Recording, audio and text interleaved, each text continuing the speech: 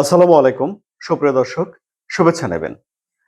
বিশ্বজুড়ে অসংখ্য মানুষের মনে এখন বেশ কিছু প্রশ্ন ঘুরপাক খাচ্ছে ইরানের সর্বোচ্চ নেতা আয়াতুল্লাহ আলী খামেনির নিহত হওয়ার ঘটনাকে ঘিরে।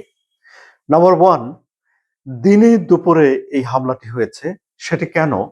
কেন রাতের অন্ধকারে হামলা নয়?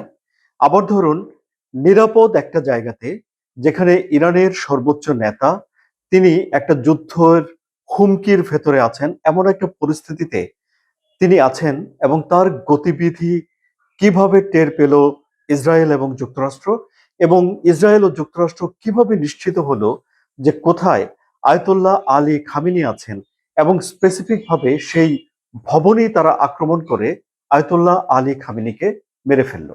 কিভাবে তারা এই ঘটনা ঘটাতে পারলো? এটি কি কোনো কাকতালীয় ঘটনা যে ইরানের অনেকগুলো প্রদেশে শত শত জায়গাতে যুক্তরাষ্ট্র এবং ইসরায়েল হামলা করেছে, তার মধ্যে কাকতালীয়ভাবে অ্যাক্সিডেন্টলি আয়তুল্লাহ আলী খামেনির উপরেও একটা হামলা হয়ে গেছে? বিষয়টা কি এরকম? চলুন আমরা এই বিষয় নিয়েই আলাপ আলোচনা করব এই কন্টেন্টে। আমি আনোয়ার সাদি আপনাদের স্বাগত জানাচ্ছি। নতুন যারা এসেছেন তাদেরকে অনুরোধ করব, যদি আলোচনা ভালো লাগে তাহলে চ্যানেলটি সাবস্ক্রাইব করবেন। যারা সাবস্ক্রাইব করে এই চ্যানেলের সঙ্গে আছেন তাদের প্রতি কৃতজ্ঞতা জানাচ্ছি। আপনারা এই কন্টেন্ট লাইক দেবেন, শেয়ার করবেন আশা করি। আয়াতুল্লাহ আলী খামেনি কোথায় আছেন, এটা যুক্তরাষ্ট্র এবং ইসরায়েল জেনেছে তাদের গোয়েন্দা তথ্যের মাধ্যমে। অর্থাৎ যুক্তরাষ্ট্র প্রথমে গোয়েন্দা তথ্য পেয়েছে এবং সেটি তারা ইসরায়েলের সঙ্গে শেয়ার করেছে।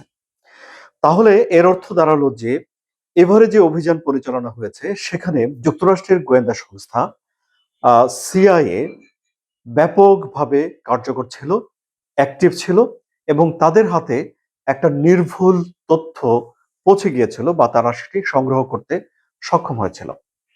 তাহলে দেখা যাচ্ছে যে এই ঘটনা থেকে প্রমাণিত হচ্ছে যে যুক্তরাষ্ট্র এবং ইসরায়েল তারা নিবিড়ভাবে গোয়েন্দা তথ্য শেয়ার করেছে।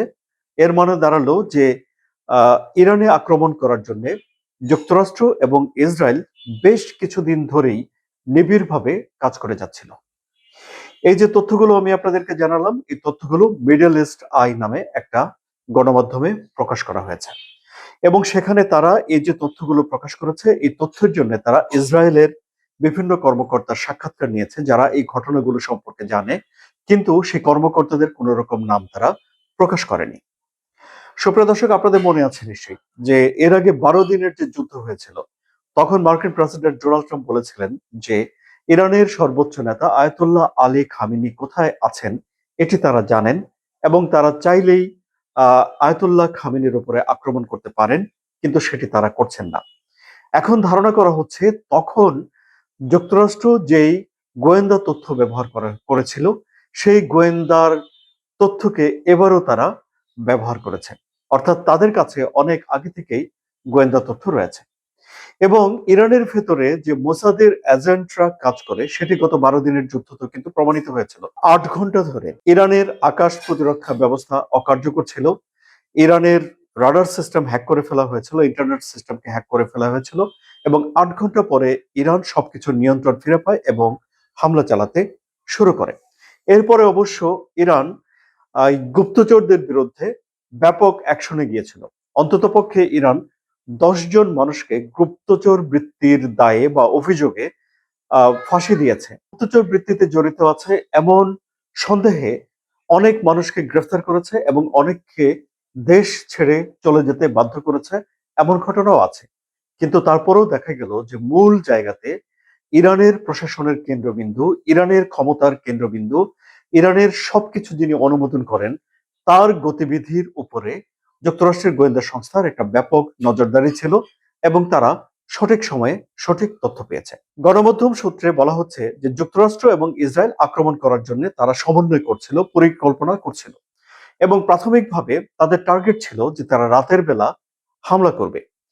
কিন্তু যখন তাদের কাছে একটা গোপন খবর যায় যে একটি ভবনে শনিবারে ইরানের সর্বোচ্চ নেতা আয়াতুল্লাহ আলী খামেনি, তার যারা সর্বোচ্চ কমান্ডার রয়েছেন, শীর্ষ নেতারা রয়েছেন, তাদেরকে নিয়ে একটা মিটিংয়ে বসতে যাচ্ছেন।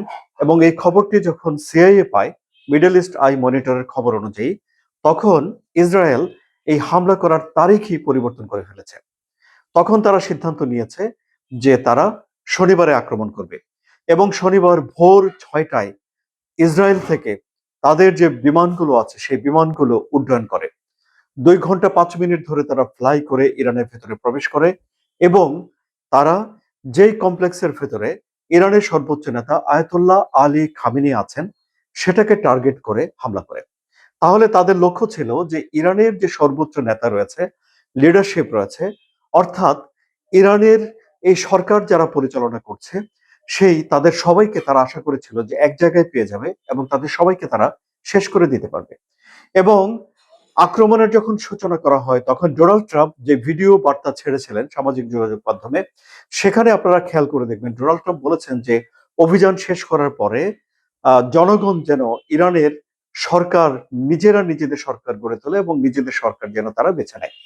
এবং এ থেকেও এটি বোঝা যায় যে যুক্তরাষ্ট্র এবং ইসরায়েল এই যে আয়াতুল্লাহ আলী খামেনির বৈঠক সম্পর্কে এত বেশি নিশ্চিত ছিলেন তারা, যে তারা ধরে নিয়েছেন যে এই সরকারের শীর্ষ কমান্ডারদেরকে তারা শেষ করে দিতে পেরেছেন। কিন্তু আমরা দেখেছি যে ইরান, তাদের অনেক বড় ক্ষতি হয়েছে, তাদের সর্বোচ্চ নেতা হারিয়েছেন তারা, তারা আয়ার জাসি একজন কমান্ডারকে হারিয়েছেন, তাদের প্রতিরক্ষা মন্ত্রীকে হারিয়েছেন, এবং তাদের যে গোয়েন্দা শীর্ষ কর্মকর্তারা আছেন তাদের অনেকেই বেঁচে গেছেন বলে প্রতিবেদনে উল্লেখ করা হয়েছে।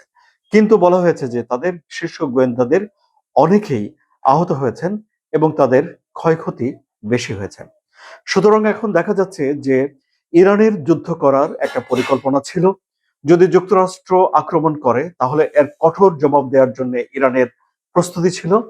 কিন্তু ইসরায়েলের কাছে বা যুক্তরাষ্ট্রের কাছে গোয়েন্দা তথ্য পাওয়া এবং গোয়েন্দা তথ্যের কারণে কৌশল নির্ধারণ করার যে চাতুর্য, যেই বুদ্ধি, তার কারণে ইরান ব্যাপক পরিমাণে ক্ষতির সম্মুখীন হয়ে গেছে। এই হলো পুরো ঘটনা। যেভাবে ইসরায়েল এবং যুক্তরাষ্ট্র সহজেই ইরানের সর্বোচ্চ নেতা আয়াতুল্লাহ আলী খামেনিকে খুঁজে পেয়েছেন, অর্থাৎ আয়াতুল্লাহ আলী খামেনিকে নিরাপদে কোনো একটা জায়গায় সরিয়ে নেওয়ার আগেই হামলা করে ফেলেছে ইসরায়েল। এবং এই হামলাটি তারা করেছে দিনের আলোতে, যেন তাদের টার্গেট মিস হয়ে না যায়। শব্দ শুনলেন সুপ্রিয় দর্শক, আপনাদের কি মতামত? আপনাদের মতামত কমেন্টে জানান। আলোচনা যদি ভালো লাগে তাহলে সাবস্ক্রাইব করে চ্যানেলের সঙ্গে থাকুন। ধন্যবাদ।